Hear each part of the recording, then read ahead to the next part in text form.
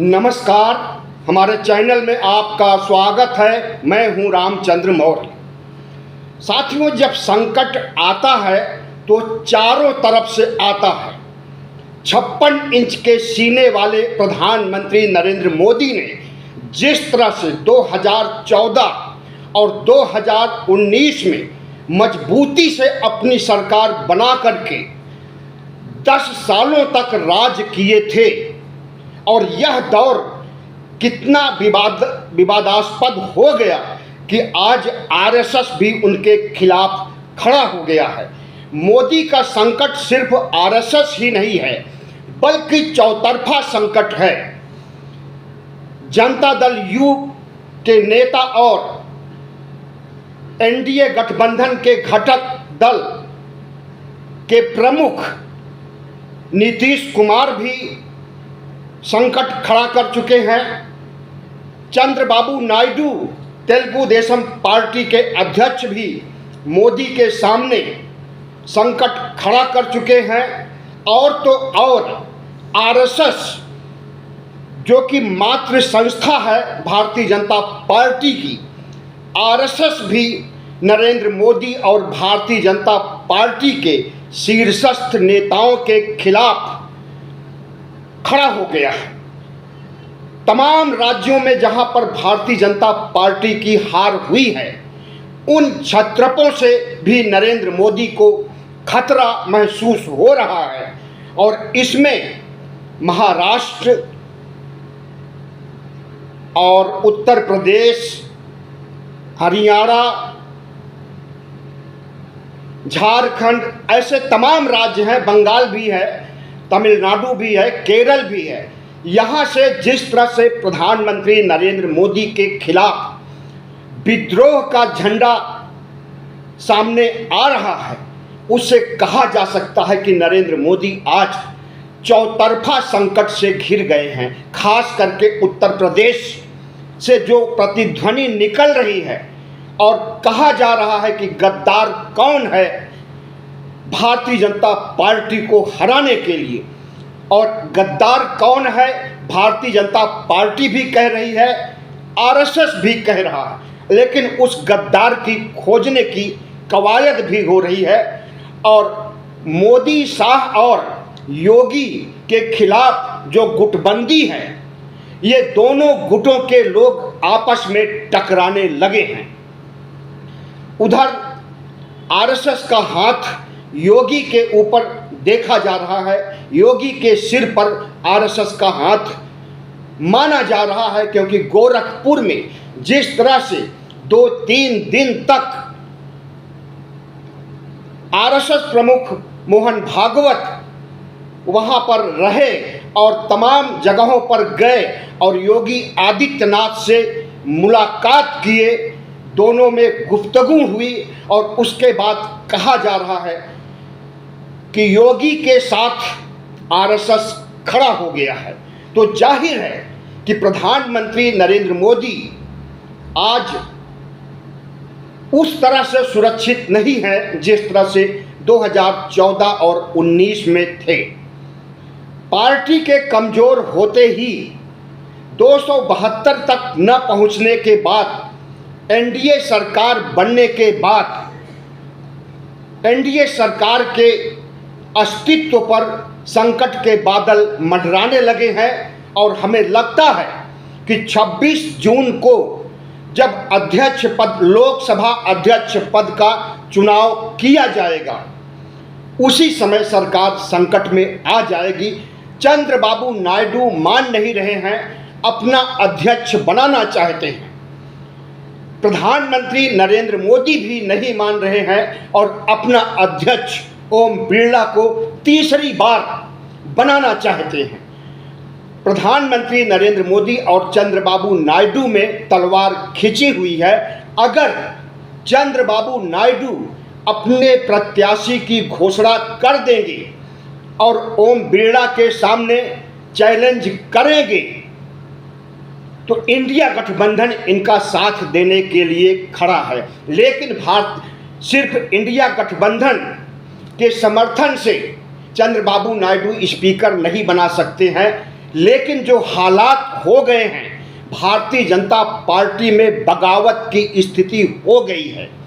आपको मालूम ही है कि 4 जून को परिणामों के बाद भारतीय जनता पार्टी के संसदीय दल की बैठक नहीं हुई, डायरेक्ट एनडीए गठबंधन के संसदीय दल की बैठक हुई और प्रधानमंत्री नरेंद्र मोदी को प्रधानमंत्री तीसरी बार बनाने के लिए फैसला कर लिया गया। अगर संसदीय दल की बैठक हुई होती तो आरएसएस के इशारे पर प्रधानमंत्री का विकल्प भी खोजा जा सकता था। प्रधानमंत्री की जगह नितिन गडकरी या राजनाथ को प्रधानमंत्री बनाने की पेशकश की जा सकती थी। इसी डर से संसदीय दल की बैठक नहीं की गई।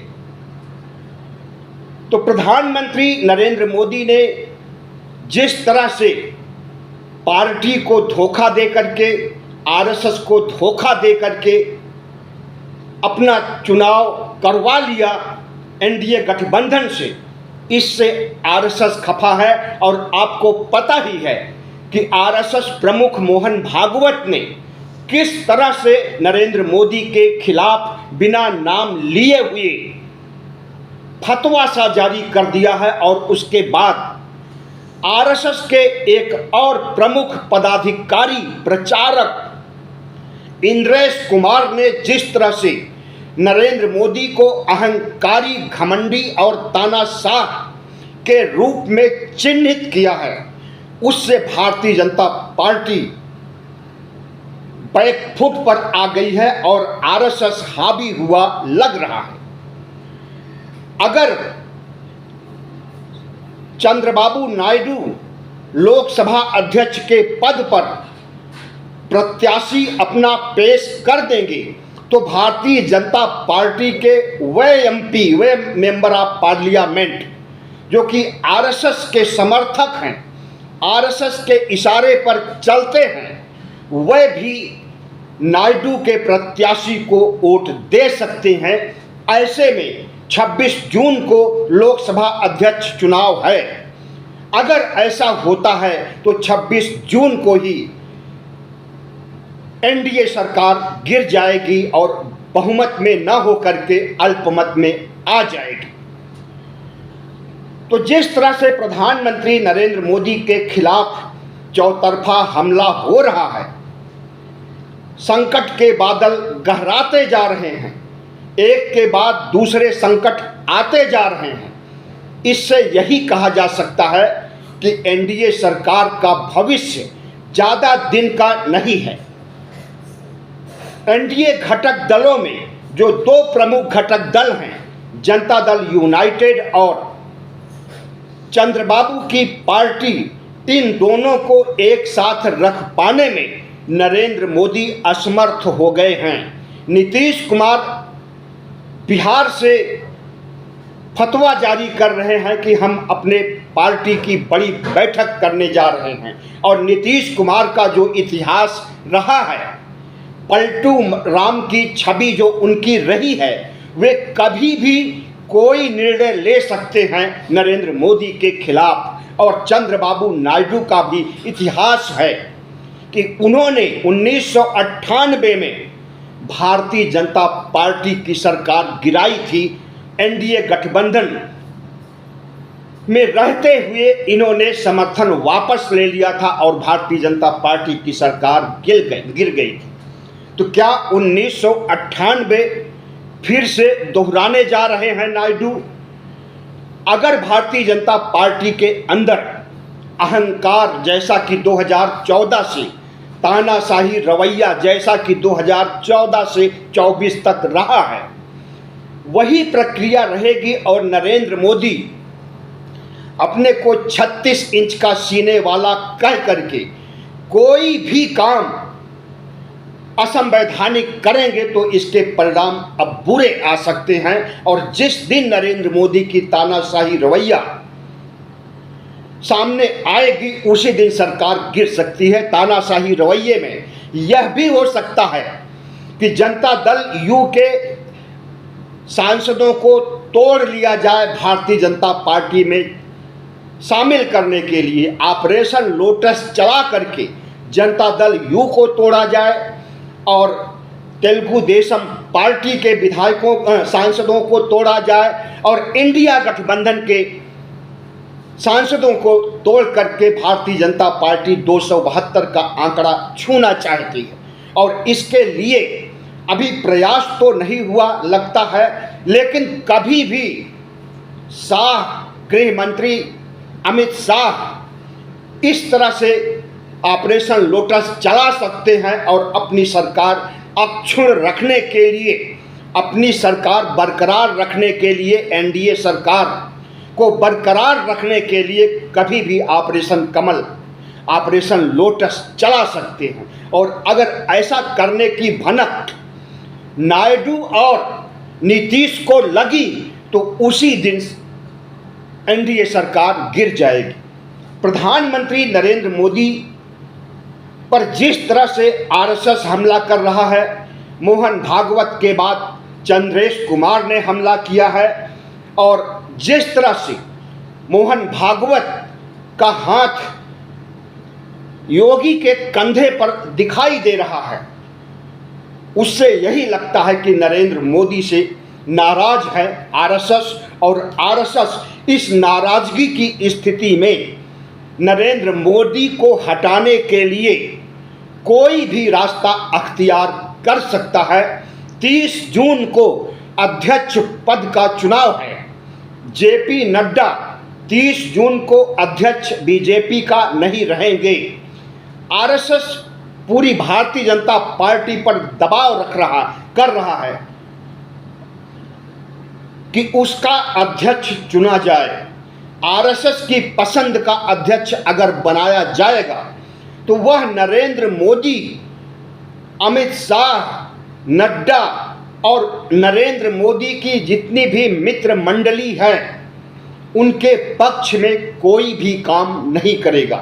क्योंकि अगर आरएसएस का व्यक्ति बीजेपी का अध्यक्ष बनेगा तो वह आरएसएस का काम करेगा और मोहन भागवत के इशारे पर काम करेगा।